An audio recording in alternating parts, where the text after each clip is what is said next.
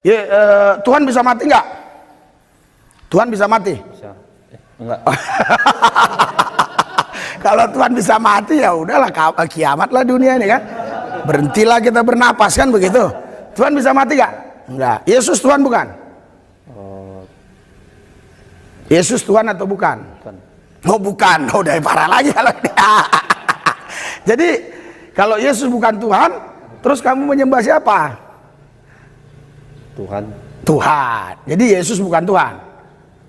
Yang Tuhan ya, terus yang Tuhan itu siapa? Yesus siapa? Ah, ini lebih apa lagi nih? Silakan duduk dulu ya. Ya, jadi saudara harus begitu, adik-adik, yang muda-mudi, yang di Mentawai Seberut ini, kalian harus menjadi firman yang hidup. Berikan sorak-sorai buat Tuhan. Jangan berubah jadi mualaf ya. Haleluya. Assalamualaikum warahmatullahi wabarakatuh. Berjumpa lagi dengan Dr. Akal News ya, channel portal berita yang menyajikan informasi seputar dunia debat lintas agama secara tepat, cepat, akurat, dan terpercaya. Bersama-sama kita ketahui, kurang lebih 2 minggu yang lalu, sudah diadakan debat secara langsung antara tim Muslim menghadapi tim Kristen yang diwakili oleh Pendeta Budi Asali dari pihak Trinitas. Terus ada timnya Pendeta HTD dari Wanes. Sedangkan dari pihak Muslim ada Kodondi dan teman-teman. Ya, jadi kita tahu acara tersebut berlangsung dengan sangat sukses dan mendapatkan antusias yang sangat luar biasa. Bahkan Pendeta Esra Soru itu sampai datang untuk menyaksikan debat tersebut dan tertarik. Pendeta Esra Soru tertarik untuk bisa ikut ambil bagian dalam diskusi tersebut. Tetapi sayangnya ya, Esra Soru ditolak. Ditolak oleh Pendeta Budi Asali. Seharusnya Esra Soru bisa join dengan Pendeta Budi Asali, karena mereka sama-sama Trinitas. Doktrin yang mereka imani sama, Trinitas. Tetapi disayang ya, walaupun Esra Soru pada zaman dulu punya histori beberapa kali menemani Budi Asali dalam debat. Pernah berpartner dalam debat, tetapi untuk kali ini Budi Asali sudah tidak mau.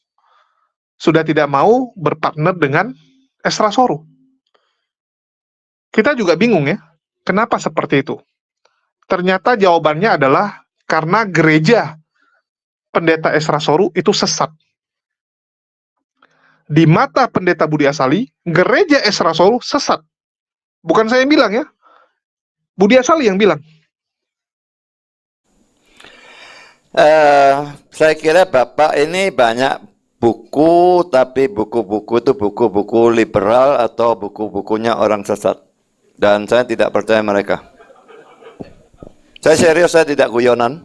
Jadi yang dalam debat tahun lalu itu saya juga lihat Bapak menunjukkan satu buku yang Bapak sebut ditulis oleh orang Kristen, percaya JEDP dan sebagainya itu ajaran liberal Pak, dan itu sesat dan bukan Kristen. Silakan. Sabelian juga sesat ya Pak ya? Silakan Pak. Iya, silakan. Gerejanya Pak Esra Soru juga sesat ya Pak ya? Silakan Pak.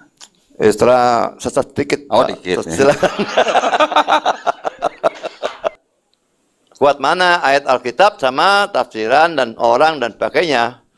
Silakan. Apakah Bapak pernah menulis buku tafsir? Silakan Pak. Boleh dikatakan buku-buku saya itu buku tafsir. Silakan. Apakah diakui oleh gereja lain Pak? Silakan. Ya? Apakah diakui oleh gereja lain? Silakan. Banyak yang mengakui kecuali yang sesat. Silakan. Gereja apa tuh Pak yang sesat Pak? Silakan Pak. Misalnya gerejanya Pak Esra. Silakan. Pak, mohon maaf Pak. Pak boleh diulang Pak, boleh diulang Pak, silakan Pak.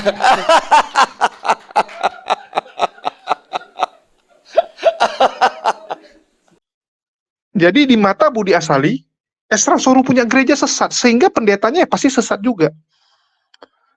Kalau tempat produksinya udah sesat, udah nggak benar, hasil produksinya pasti nggak benar.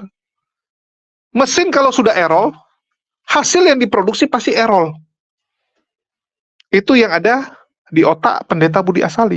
Jadi bukan karena Esra Soru nanti jadi beban lah, atau nggak punya ilmu lah ya.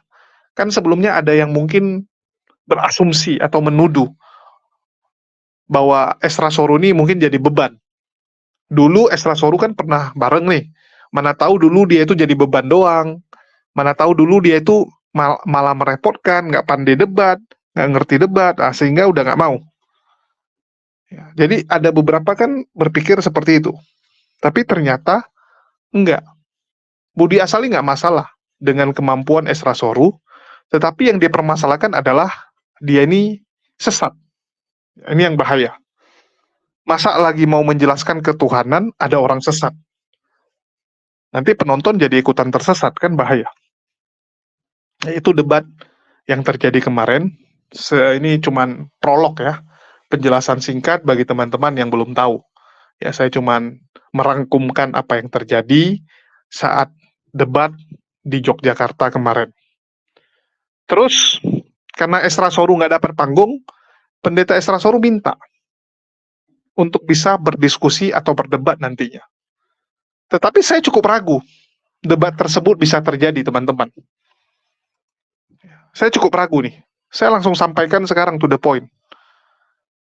Setelah diskusi kemarin, waktu hari H, tanggal 7 dan 8, Esra Soru memang minta kalau bisa dia juga diundang nanti.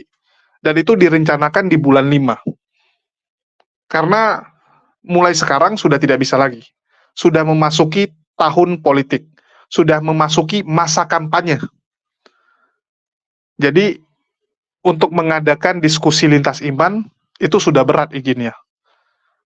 Dari pihak kepolisian juga sudah ngomong, tidak bisa lagi, karena ini sudah masuk suasana pemilu. Kegiatannya sudah kegiatan politik. Jadi, ditundalah ya debat tersebut. Kalau kita pinginnya sesegera mungkin. Kalau bisa besok, ya. Kalau bisa itu kan minggu depan. Sesegera mungkin. Kita ingin melihat bagaimana kemampuan Esra Soru dalam menghadapi mujahidin muslim. Ya, mungkin diwakili oleh Kodondi lagi. Kan seperti itu. Kita ingin lihat apakah lebih baik dia daripada pendeta Budi Asali. Kita tahu, Budi Asali ini senior dia. Mana tahu sekarang dia udah lebih hebat dari senior dia. Karena kan nggak selamanya junior itu kalah sama senior. Bisa jadi udah lebih jago. Lebih banyak pemahaman dia. Lebih jago dalam bertutur kata, bersilat lidah. Ya kita nggak tahu. Tapi sayang, nggak bisa ya. Nggak bisa, maka disepakati bulan 5. Debat akan diadakan oleh tim YPMA dengan pendeta Budi Asali juga ikutan. Nah, itu akan dibuat bulan 5. Jadi akan ada beberapa tim yang ikut berdiskusi nantinya. Rencananya seperti itu, biar lebih meriah. Jadi mungkin Budi Asali nggak mau partner sama Esra Soru, nggak apa-apa, dia sendiri, nanti ada tim Esra Soru gitu kan, nanti dicari lagi. Dari Muslim ada beberapa orang, jadi one by one, kan lebih seru. Yang ini lawan Esra Soru, si Valen misalnya lawan Budi Asali gitu kan lebih seru.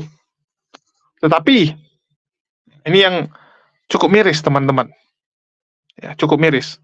Setelah 1 minggu dari debat tersebut, ya sudah jalan 1 minggu, ternyata pendeta Budi Asali ngamuk. Pendeta Budi Asali kejang, kalau saya bilang ya, kejang-kejang.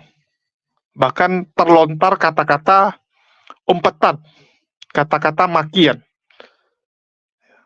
Kata-kata makian kepada Kodondi. Dan Budi Asali sampai mengatakan bahwa dia ceritakan hal ini kepada Esra Soru, dan Esra Soru mengatakan Kodondi bajingan.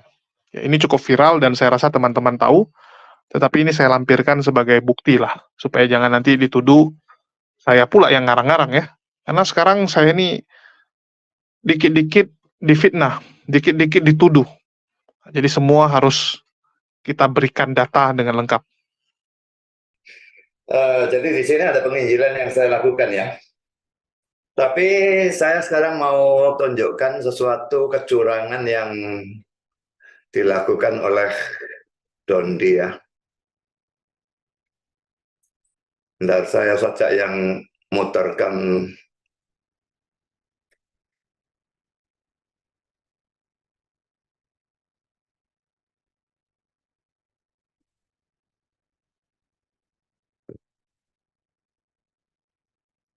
Ini si Dondi ini memotongi video debat ini, lalu dia membuat video ini ya.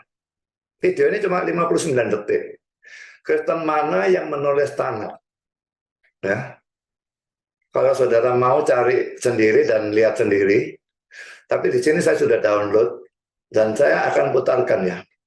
Ini menunjukkan kurang ajarnya dia. Jadi begini Pak, kalau Bapak bilang mengajarkan dosa waris, padahal yang mengajarkan itu Paulus, sedangkan Yesus tidak pernah mengajarkan dosa waris. Terus tadi saya tanya, kalau anak manusia lahir bawa dosa waris, cuman Yesus yang lahir tidak bawa dosa waris, gitu Pak ya. Terus Bapak tadi juga menyinggung-nyinggung bahwa sudah dinubuatkan bahwa Yesus memang harus mati untuk menebus dosa manusia, ya, gitu Pak ya. Itu kan menurut PL Pak ya. Pertanyaan saya, yang menulis PL ini Kristen atau bukan Pak? Silakan Pak. Kristen mana Pak yang nulis tanah Pak? Silakan. Anak. Ya, Kristen mana yang menulis tanah ini Pak? Silakan Pak.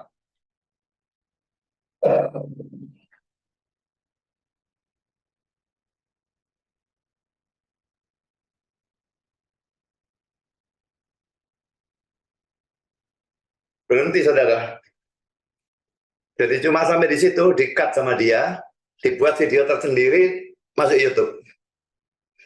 Saya jawab kan tadi kan? Ya.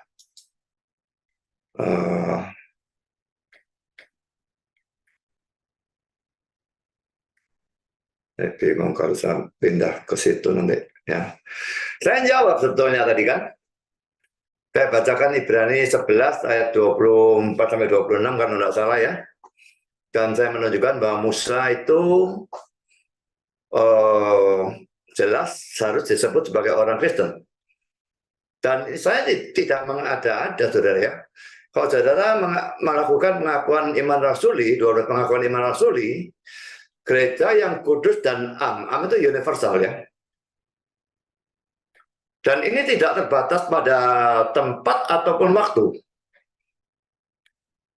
Jadi mengatakan Musa itu orang Kristen sama sekali tidak salah. Dan saya juga punya ayatnya. Ya, gereja yang kudus dan am, persekutuan orang kudus. Berarti seluruh orang-orang percaya, baik PLPB, dimanapun juga, pokok percaya Kristus, itu adalah orang Kristen.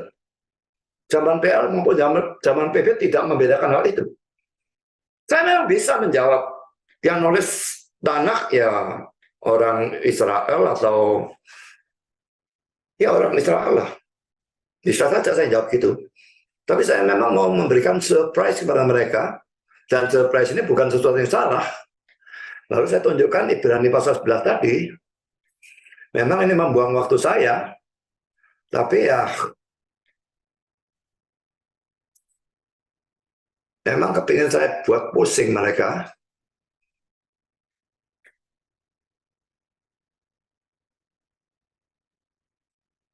Yang saya tekankan di sini ya, ayat 26-nya ya, Ibrani 11 ya. Ia ini Musa kan, menganggap penghinaan karena Kristus sebagai kekayaan yang lebih besar daripada semua harta Mesir. Sebab pandangannya ia arahkan pada upah. Musa dikatakan oleh penulis surat Ibrani menganggap penghinaan karena Kristus sebagai kekayaan yang lebih besar daripada semua harta Mesir. Apakah kata-kata ini tidak bisa diartikan bahwa Musa itu adalah orang Kristen? Menurut saya bisa. Dan juga sekarang kalau misalnya waktu itu mau saya tambahkan, karena waktu saja saya tidak bisa menambahkan, tapi seandainya saya mau menambahkan, saya bisa menambahkan misalnya Abraham.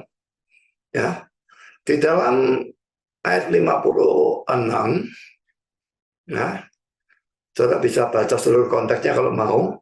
Tapi di sini Yesus berkata, Abraham bapakmu bersuka cita bahwa ia akan melihat hariku dan ia telah melihatnya dan ia bersuka cita. Apakah dari ayat ini kita bisa mengatakan bahwa Abraham ini adalah orang Kristen? Ya, menurut saya iya. Jadi orang Kristen tidak terbatas hanya pada perjanjian baru, tidak. Dalam perjanjian lama juga.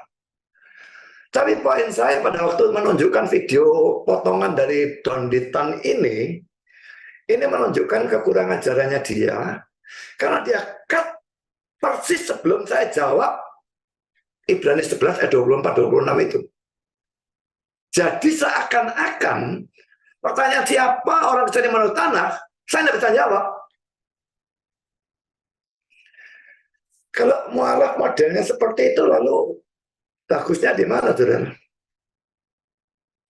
Itu bukan cuma mendustai masyarakat. Itu memfitnah saya. Tapi saya tidak pernah mau membalas fitnah dengan fitnah. Tapi pasti saya klarifikasi lah, ini klarifikasi saya. Tadi setelah melihat videonya, jelas ada jawaban saya. Kenapa dia potong bagian itu? Seakan-akan saya tidak menjawab. Itu memfitnah. Saya lihat yang lebih bagus yang mana sekarang? Mualafnya memfitnah. Orang Kristennya coba klarifikasi tapi tidak membalas dengan fitnah. Saya dari dulu tidak pernah membalas fitnah dengan fitnah. Kalau fitnah, kalau saya ngamuk, tak datang, tak labrak orangnya sekalian. Daripada membalas dengan fitnah, tidak.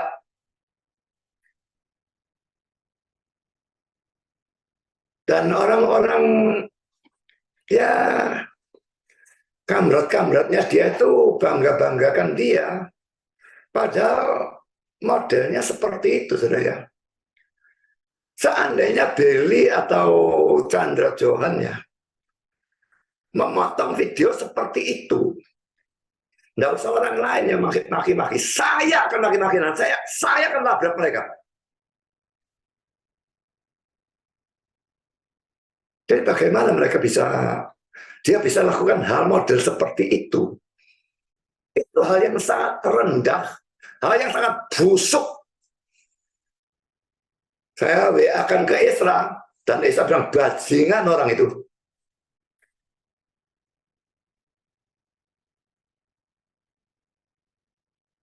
Apakah dengan dia jadi mualaf, jadi tambah bagus? Saudara menilai sendiri lah. Saya tidak akan pernah memotong banyak orang seperti itu, sehingga artinya jadi sangat berbeda dengan apa yang seharusnya. Yang seharusnya ada video tadi itu, video lengkapnya. Ada jawaban saya, Ibrani pasal 11. Musa itu kan salah satu penulis tanah. Ayat 26-nya, jelas Musa itu orang Kristen. Jadi jelas ya, kalau Esra Soru itu sampai mengatakan Don Ditan bajingan. Ya. Ini saya nggak tahu apakah benar atau tidak, tapi kita anggap saja benar lah ya. Kita anggap saja ini perkataan yang benar. Dan sejak itu tidak ada lagi komunikasi masalah debat di bulan 5.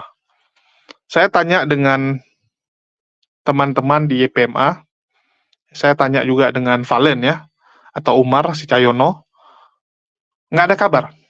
Belum ada kabar terbaru. Jadi semua pada mingkem, ya, pada nggak jelas. Ya, bahkan Esra Soru sendiri itu tidak sounding lagi kalau kita lihat.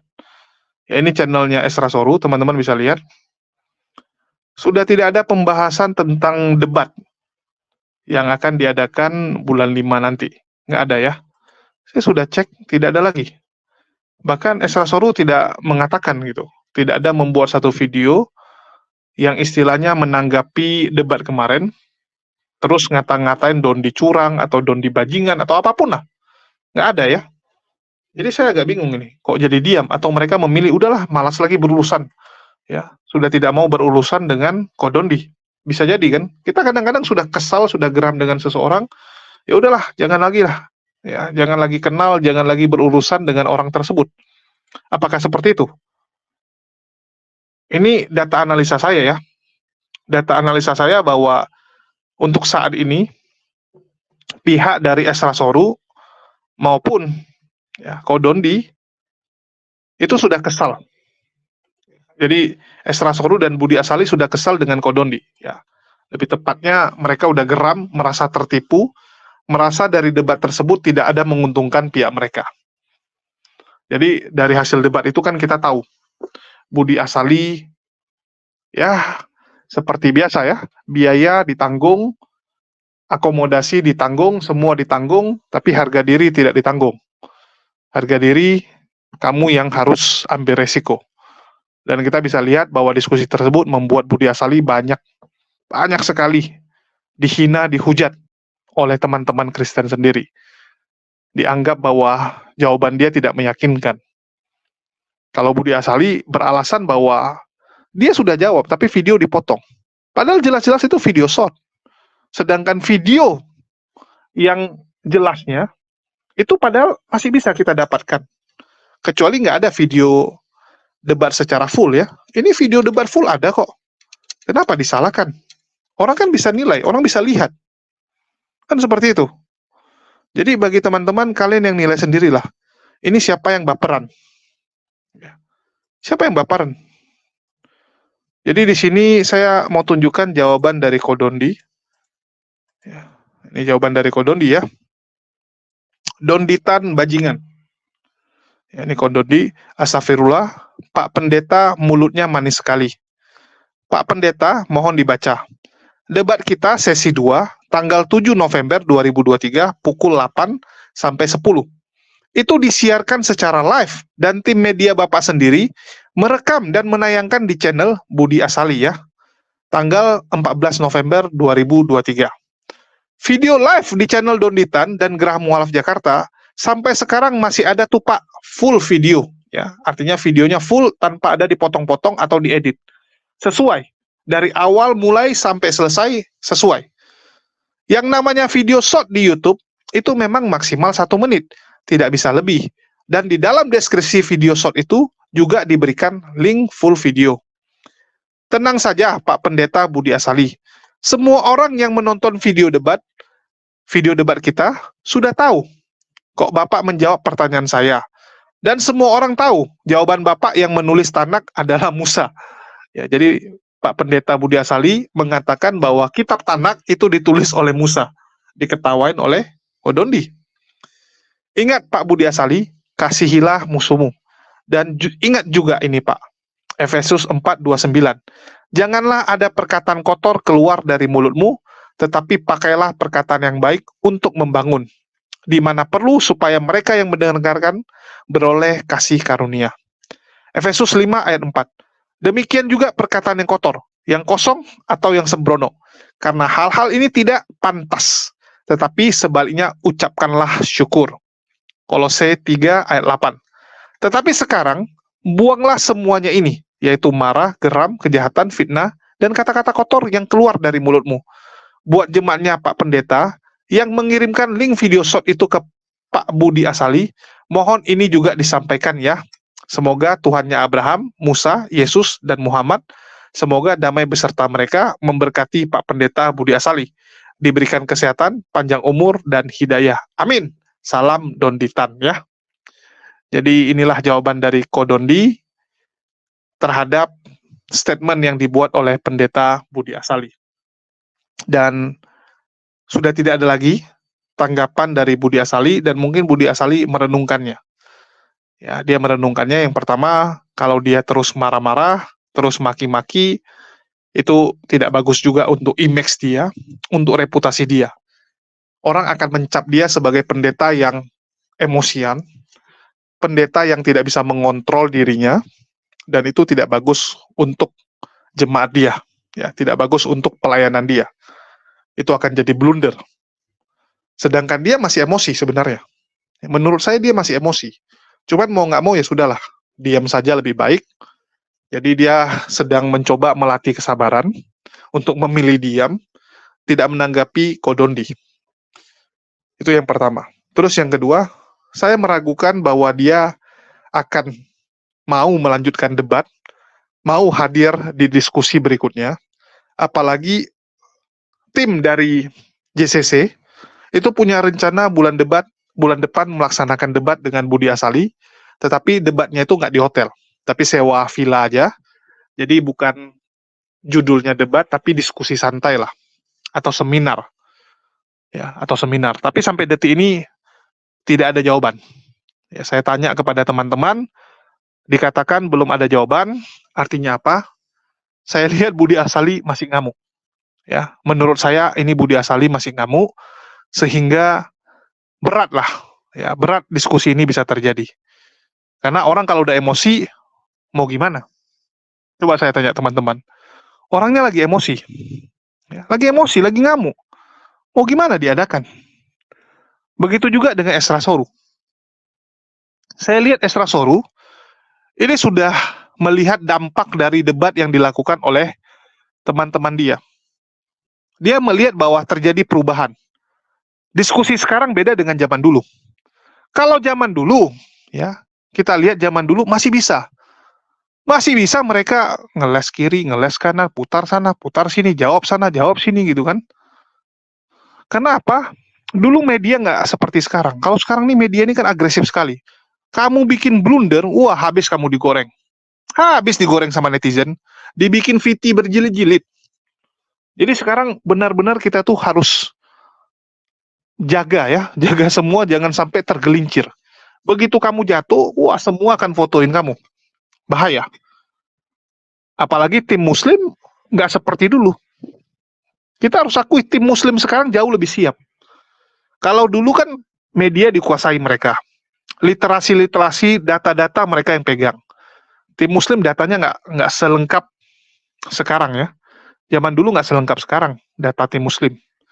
Kita belum siap menghadapi serangan. Tapi kalau sekarang udah sangat siap. Bukan hanya hadapi serangan, kita bisa menampol balik mereka. Kita bisa menampol balik mereka. Itulah yang membedakan. Jadi kalau kita lihat, teman-teman sebelah juga udah sadar akan hal itu. Dari 3 sejarah ke belakang lah ya, 3 diskusi terakhir, itu kan berakhir dengan, kalau menurut saya, kekalahan telak lah. Kekalahan telak di tim Kristen. Kita bisa lihat teman dari Esra Soru, pendeta mampet ya mampet, itu bagaimana nasibnya, ditinggalkan jemaat setelah babak belur menghadapi Bang Zuma.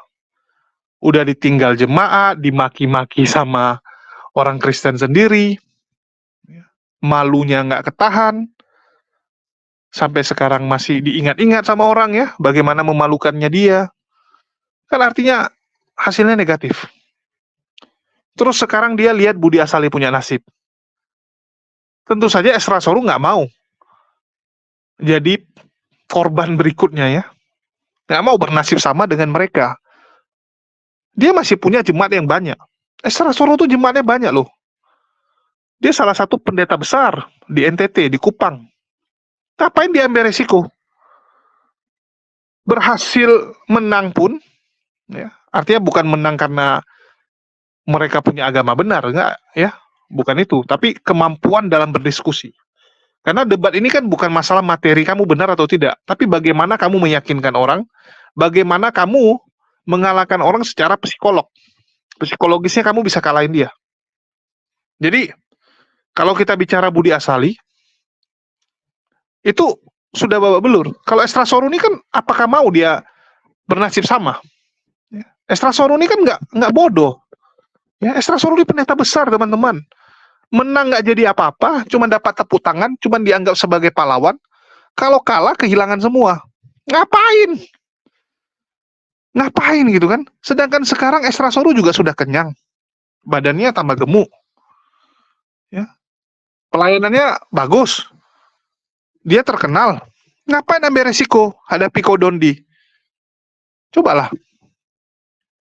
Jadi kalau saran saya, ya buat Esra Soru, Anda pikirlah. Ya, Anda pikirlah, kira-kira lebih bagus yang mana. Kalau saya ya, menurut saya berat nih Esra Soru untuk berdebat, karena dia juga sudah mempertimbangkan lah untung dan ruginya. Kita kan sebelum mengambil keputusan selalu melihat dulu nih, menimbang-nimbang. Kalau untung, untungnya apa, kalau rugi, ruginya apa. Lebih condong kemana. Kan seperti itu. Jadi kembali, kita masih berharap sih ya, ada debat tersebut, tetapi menurut saya ini 90% nggak akan terjadi. Ya, nggak akan terjadi debat ini, kecuali kecuali ada orang-orang tertentu yang berhasil melobi mereka ataupun meyakinkan mereka untuk menghadapi yang lain. Bukan Kodondi. Kalau Kodondi nampaknya sudah di blacklist. Ya, menurut saya ini kalau Kodondi sudah di blacklist oleh mereka sudah trauma dengan Kodondi, artinya harus bisa disorong yang lain atau harus adalah yang bisa melobi mereka. Itu aja sih yang mau saya sampaikan. Kalau kalian punya penilaian yang lain, silakan kalian tulis. Kita terbuka untuk diskusi. Yang saya sampaikan ini adalah pendapat saya, analisa saya, ya, karena ini kan saya sebagai pengamat lah, ya, pengamat dari diskusi dan debat selama ini. Inilah yang bisa saya lihat dari Esra Soru. Ya, kita tahu bagaimana track record dia, bagaimana karakter dia, dan orangnya adalah orang yang nggak mungkin mau ambil resiko. Mungkin itu aja dari saya. Makasih buat teman-teman semua yang udah nyimak. Ya, kalau kalian bilang, loh, tapi 2 minggu yang lalu sudah sepakat. Loh, 2 minggu yang lalu kan? Kalau sekarang kan udah beda. Apalagi dia punya alasan. Ya, dia tinggal bilang, oh Dondi curang, Dondi fitnah, pendeta Budi Asali, saya nggak mau. Kamu curang, dan sebagainya. Mereka kan bisa ngarang. Karena kesepakatan itu dibuat sebelum kan. Dan belum ada hitam di atas putih. Masih cuman omongan. Mereka kan bisa ngeles apapun. Tinggal bilang aja. Itulah saya bilang agak ragu ya untuk terjadi. Tapi ya semua kembali, kita lihat saja nanti. Makasih buat teman-teman semua yang udah nyimak. Ya, kita tunggu saja. Makasih buat semuanya. Di akhir kata saya ucapkan wassalamualaikum warahmatullahi wabarakatuh. Sampai jumpa di berita-berita kita selanjutnya.